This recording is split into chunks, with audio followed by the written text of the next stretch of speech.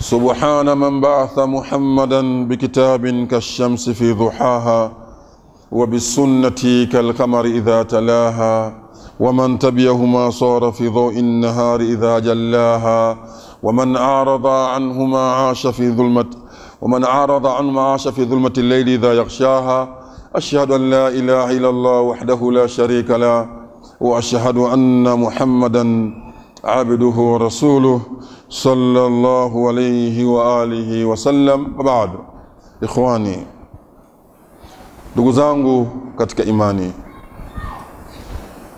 sisi sote tunapaswa baada ya kujua angalau kwa ufupi kinachoendelea katika ulimwengu wa sasa na kipi kinachotakiwa katika ulimwengu wa sasa hasa dhidi ya Uislamu, basi sisi Waislamu tunahitajika sana kuwa karibu na Mola wetu kwa kuisoma dini yetu tukufu ya Uislamu, lakini kumuomba sana Allah tabaraka wa taala katika hilo na kushikamana sana.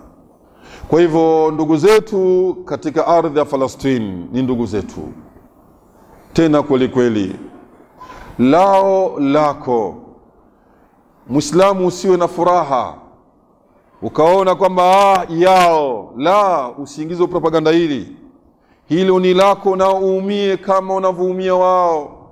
Hauko kule, lakini tujimithilishe na hadithi ya Mtume salama katika vita vya Tabuk. Watu wanatakiwa waondoke waende kupambana, lakini kuna watu walikuwa madhaifu, hawana uwezo wa kuondoka kwa nyudhuru mbalimbali, kiasi ambacho baada ya kuondoka kwenda kule wanasikitika. Mtume salama anatoa kauli, jamani nyie, kuna watu hamkati bonde wako pamoja na nyinyi, kilichozuia ni udhuru.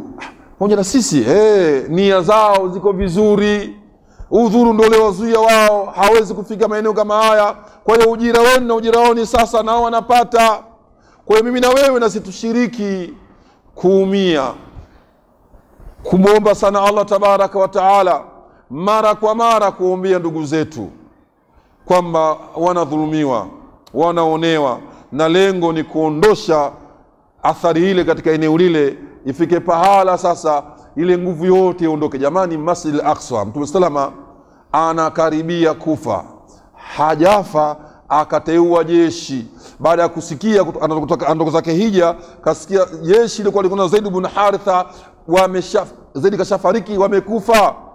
Kwa hiyo akateua jeshi jingine likaongozwa na Zaid, Usama ibn Zaid ambaye ni mtoto wa Zaid ibn Haritha, aende kule. Usama anataka kuondoka na jeshi, Mtume salama ndo maradhi amekuwa zaidi, akasubiri mpaka Mtume kafariki. Baada ya kufariki, uongozi anachukua Abubakari, hakuacha, kalitoa jeshi kama kawaida likaenda kupambana. Hali ile imekwenda kwa muda mrefu sana, mpaka ukhalifa wa Umari. Abubakari kamaliza, kaondoka kwa Umari, Qudus ikarejea katika miliki ya Waislamu, na yeye akaenda kabidhiwa funguo rasmi katika Qudus, eneo lile. Baada ya hapo 1947 ardhi ile au eneo lile nguvu imekuwa kwa makafiri sisi tena, ingawa tunaingia, lakini umiliki na mamlaka makubwa bado hayapo katika Uislamu mpaka hivi sasa, na lengo kuwa na nguvu zaidi, ifike pala tuzuilie kabisa iweke athari nyingine sasa sio ile kupoteza historia hii Waislamu. Hivyo tutakubali sote athari hii ipotee na tuko hai na tunayaona haya? Hapana. Nia zetu, dua zetu, umoja wetu ndo silaha ya haya yote. Innamal mu'minuna ikhwa, waumini wote ni ndugu. Mtume Muhammad sallallahu alaihi wasallam anatuonesha udugu huu ukoje. Anasema katika hadithi maarufu na sahihi, mathalul mu'minina fi tawaddihim wa tarahumihim wa ta'atufihim kamathal jasadi, mfano wa waumini kupendana kwao, kuonana huruma kwao na kusaidiana kwao ni sawa sawa na mwili.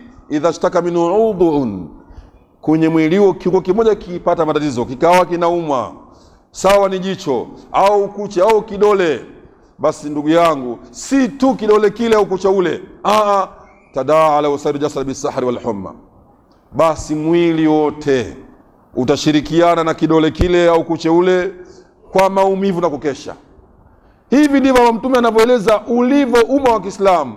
Swala ambalo mimi na wewe tujiulize, sisi tuko hivyo kweli? Matatizo ya mwenzako ndo yako yanakuma kama anavuma yeye, unakuwa na hisia hizi? Jiulize Muislamu, kama hauna bado tatizo. La yu'minu ahadukum hatta yuhibba li akhihi ma yuhibbu li nafsihi. Mtume sallallahu anaondosha imani kwa mtu ambaye hana hisia ya kheri kwa mwenzie, anataka mwenzake amkute maovu yeye asalimike.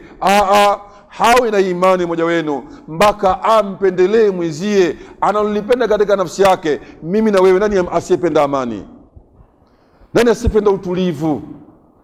Hivyo kweli wenzetu wanaishi katika mazingira magumu, chakula kimezuiliwa, msaada wote usiende, hali imekuwa ngumu, halafu wewe habari hizi unazisikia unapuuza tu. Kweli Muislamu likuume tena kweli kweli, halafu omba dua, shirikiana katika hilo.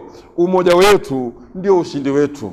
Tusiwe kama Mayahudi ambao wamesambaratika itikadi yao kwa sababu ya dunia, kila mmoja na anataka yeye, basi unaona wanashirikiana na wewe kwa kutaka wewe, lakini wanapokushinda wewe kila mmoja na lake. Sasa sisi kwa nini tunashindwa kwa umoja wa kushirikiana ili kumuondoa adui anayetuumiza?